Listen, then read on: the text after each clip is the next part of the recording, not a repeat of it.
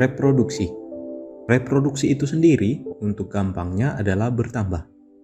Makhluk hidup selalu cenderung mempertambah jumlahnya dengan cara menghasilkan individu baru. Tujuannya untuk mempertahankan kelangsungan hidup spesiesnya. Manusia mempunyai anak. Tumbuhan menghasilkan biji yang menghasilkan anakan baru. Dan bakteri membelah diri menjadi individu baru. Ini adalah beberapa contoh dari reproduksi. Reproduksi itu sendiri dibedakan menjadi dua, yaitu reproduksi seksual dan aseksual. Reproduksi seksual melibatkan penggabungan informasi genetik dari dua individu dengan jenis kelamin berbeda. Reproduksi seksual terjadi saat sel telur bertemu dengan sel sperma, lalu meluruh dan membentuk sigot. Sigot ini yang kemudian menjadi individu baru. Berbeda dengan reproduksi seksual, reproduksi aseksual hanya melibatkan induk tunggal. Individu baru yang dihasilkan dari reproduksi ini sangat mirip dengan induknya. Beberapa jenis reproduksi aseksual adalah pembelahan biner dan bertunas.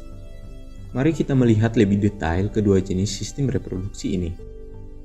Pada dasarnya, reproduksi secara seksual terjadi pada sebagian besar hewan melalui proses peleburan sel kelamin betina dan sel kelamin jantan.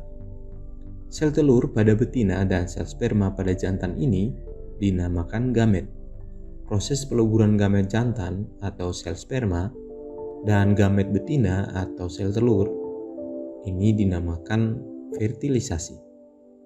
Seperti pada umumnya, kedua sel gamet ini memiliki DNA yang merupakan materi genetik yang menentukan ciri dan sifat suatu individu.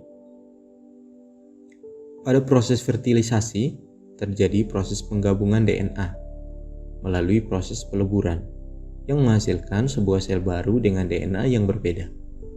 Sel baru ini dinamakan sigot. Sigot ini kemudian akan berkembang menjadi embrio dan kemudian akan menjadi individu baru.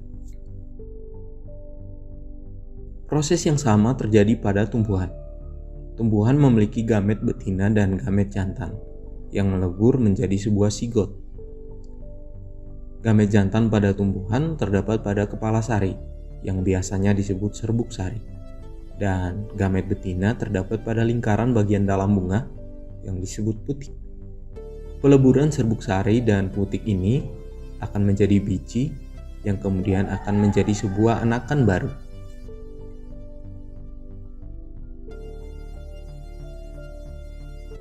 Berbeda dengan reproduksi secara seksual, reproduksi aseksual hanya melibatkan induk tunggal. Individu tunggal ini menghasilkan beberapa individu baru yang sangat mirip dengan induknya. Mari kita lihat beberapa contoh reproduksi secara aseksual pada tumbuhan. Sebagian tanaman memiliki akar yang panjang. Dari akar yang dekat permukaan tanah ini akan tumbuh tunas adventif. Tunas-tunas ini akan menjadi sebuah anakan baru. Kamu bisa lihat contohnya. Tumbuhan menghasilkan anakan baru dengan tunas adventif. Ini adalah akar yang menjalar dan ini individu baru yang dihasilkan. Contoh reproduksi aseksual berikutnya adalah umbi.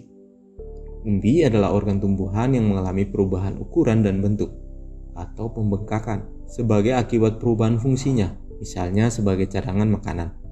Umbi yang paling sering kamu temukan misalnya pada kentang.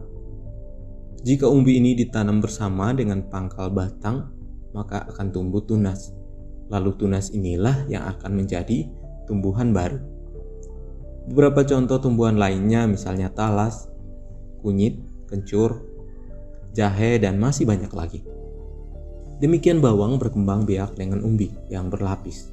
Umbi yang berfungsi sebagai cadangan makanan ini bila mencapai ukuran maksimal, biasanya akan membelah dan membentuk beberapa umbi anakan.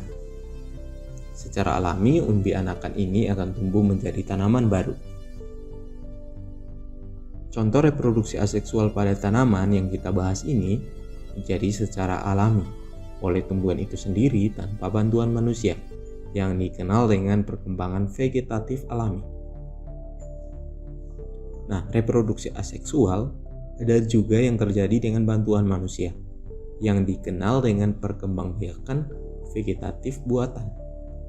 Reproduksi ini dikembangkan oleh manusia dengan tujuan memperbanyak tumbuhan untuk keperluan obat-obatan, tanaman, keperluan pertanian, maupun perkebunan. Contohnya adalah setek.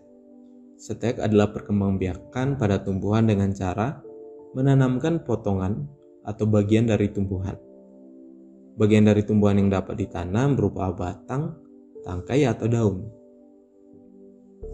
Tidak semua tumbuhan dapat disetek. Contoh tumbuhan yang dapat disetek adalah singkong dan mawar. Singkong dapat disetek bagian batangnya, sedangkan mawar dapat disetek bagian tangkainya. Contoh lain reproduksi aseksual buatan manusia dengan teknologi yang cukup canggih adalah kultur jaringan. Kultur jaringan ini dilakukan dengan pemotongan jaringan tanaman dan menumbuhkannya pada media nutrisi buatan.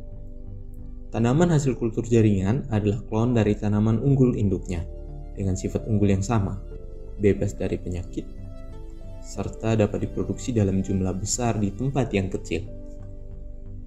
Tidak hanya tumbuhan yang berreproduksi secara aseksual. Beberapa organisme, misalnya bakteri, juga bereproduksi secara aseksual, yaitu lewat pembelahan biner. Pertama-tama bakteri akan mereplikasi DNA-nya sendiri. Setelah itu bakteri akan melakukan pembagian sitoplasma dan menghasilkan 2 sel baru. Pada lingkungan yang kondusif, bakteri melakukan pembelahan tiap 20 menit sekali. Contoh lainnya adalah jamur. Perkembangbiakan jamur dilakukan dengan pembelahan sel atau fragmentasi dan pembentukan spora.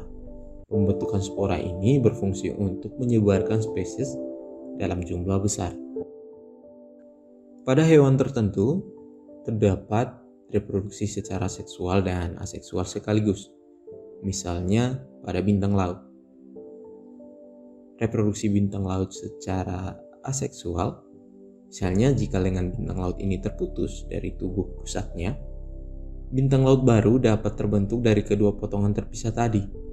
Bintang laut dapat beregenerasi hanya dari lengan yang terputus menjadi individu baru. Di sisi lainnya, bintang laut yang terpotong lengannya akan mendapatkan lengan baru.